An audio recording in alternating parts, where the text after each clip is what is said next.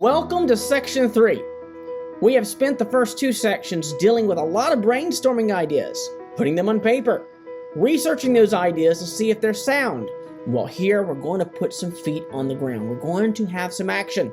We're going to take those ideas from paper and bring some of them into reality. We're going to talk about the legal foundation and the financial foundation that you need to lay to get your business started. Topics we're going to cover in this section. You're going to meet with core advisors, people that you trust on a few key issues.